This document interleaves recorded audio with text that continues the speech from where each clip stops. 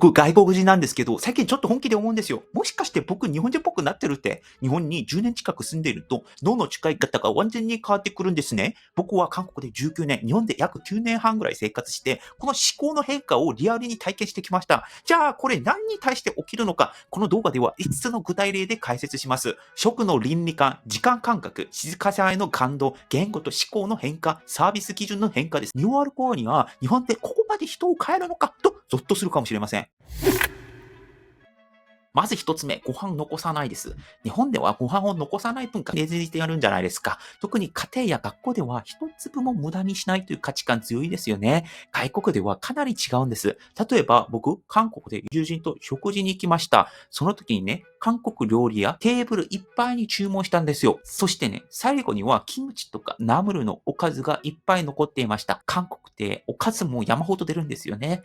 僕の友達見てると何気なく残して、もう次行こうか、みたいな感じだったんですね。もったいないじゃんって思って全部食べようとしたんですよ。その瞬間、自分の感覚っていうのがずれていることに気づきました。なぜこうなるかというと、日本ではね、倫理観とか農家、作り手へのリスペクトが教育として徹底されていますよね。一方で外国、その中でも一部の国、特に韓国では十分に出すことイコールおもてなしみたいな文化が強く、多少残ることは豊かさの表現と捉えられる場面があったようです。その結果として韓国では、残すことも状況によっては自然という違いが生まれます。もちろん頑張って全部食べるべきなんですが、自分のお腹が無理であれば、無理してそれ食べる必要ないよね、的な感じなんですね。ただしね、今の時代ですと、環境への配慮が大事な時代なんじゃないですか。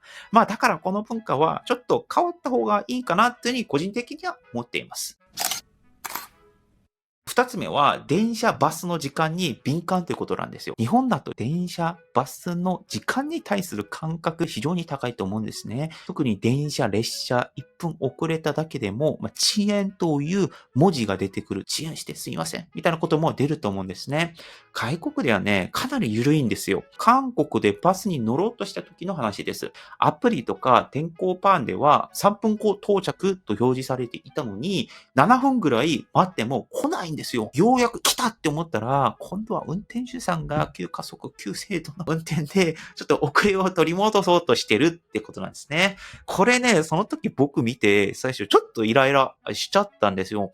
でも周りの人普通にスマホを見ていても何気なく入ってバスピッて交通カードタッチしてたんですね。で、イタリアとかモロコ旅行してた時なんですが、さらに衝撃だったんですよ。鉄道が30分くらい遅れるっていうのは、そんなもんじゃないの ?30 分いいじゃん。時間通りに来たのみたいな感じだったんですね。これを、見てたとき、僕ちょっと感覚が日本に合わされてるなっていうふうに感じました。なぜこうなるかというと、外国では道路の状況、車内の状況、もう運転手の材料に依存する割合が高くてですね、多少ずれるのは当たり前よね。人間なら、多少変わることもあるよね。仕方ないよね。という前提で、生活が回っている国もあります。つまりね、日本は時間を守る社会、外国は時間に適応する社会という見方を持てるかもしれません。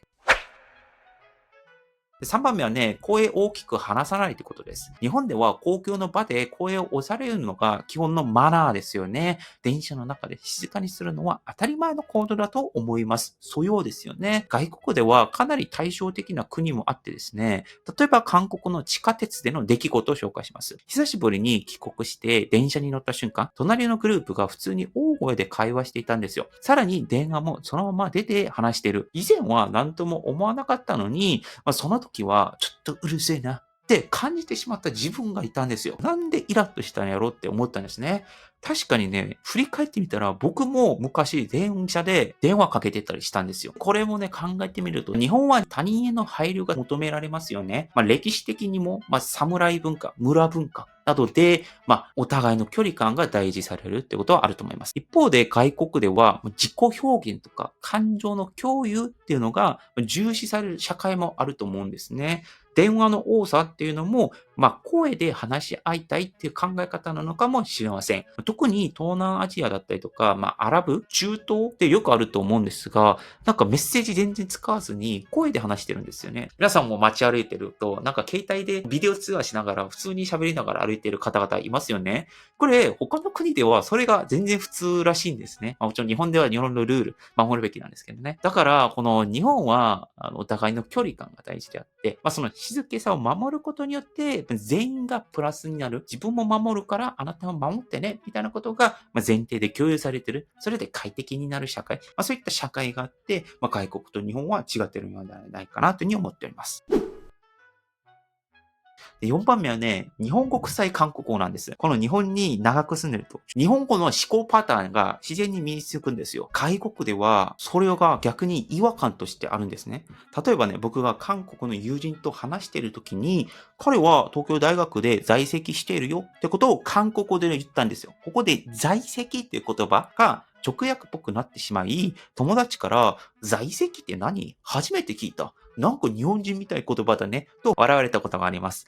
まだね、イントネーションもどんどんおかしくなっていて、なんか日本人が話す韓国語みたいと言われたりとか、曖昧な表現、遠回しな断り方をすると、今、イエスかノーって言ってくれないと詰められる場面もありました。なぜこうなるかというと、日本語多分文脈依存度高いんですよね。曖昧さだったりとか、配慮を前提とした言葉構造なんじゃないですか。だから雰囲気から話したいことを理解してねって感じなんだと思うんですね。一方で韓国語は、よりもう直接的でもう結論思考のコミュニケーションをする傾向があるかもしれないです。そのため、逆にね、日本に長く住んだ方が韓国に行くと、なんでそんなストレートに言うの？あなたなんでそんな、失礼じゃないの？みたいなことを感じる場面もあると思います。僕も日本も、韓国20年、日本10年近くなんだから、もう中途半端に混ざってるんですよね。だからもう完全に韓国人でもなくて、完全に日本人でもなくて、もうなんかその途中を今頭の中で歩いてるような感覚なんです。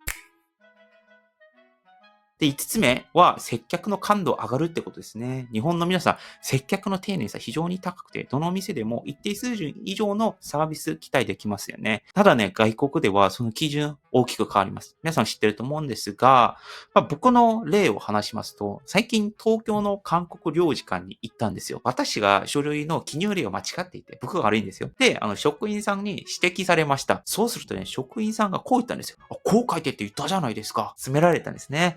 また、その職員さんが使っているデスクが片付けられていなかったようですが、職員さんまた口に出すんですよ。前に使った人誰なん？ちゃんと片付けないといけないでしょみたいなことの不満をブツブツ打てたんですね。日本生活で当たり前になった丁寧な接客がないことで、僕ちょっと不安に感じましたし、怖いんですよね。外国では個人の裁量とか店舗ごとの差分が大きいんだというふうに思います。もちろん接客は大事ですが、悪い気分にさせなければ別にいいんじゃないっていう基準の方が多いと思うんですね。また、顧客に提供すべきことは、物やサービスであって、接客ではないという考え方もあると思います。先ほどの領事館の場合であれば、手続きを早く処理することに焦点があっているんです。確かにね、韓国領事館の書類、スピードはとんでもなく速くて、毎回行くたびに1時間内で用事が終わっていました。その1時間内でなんか写真撮って記入して指摘してもらって、そして番号表を取って待って出してみたいなことを全部合わせても1時間内で終わってたんですね。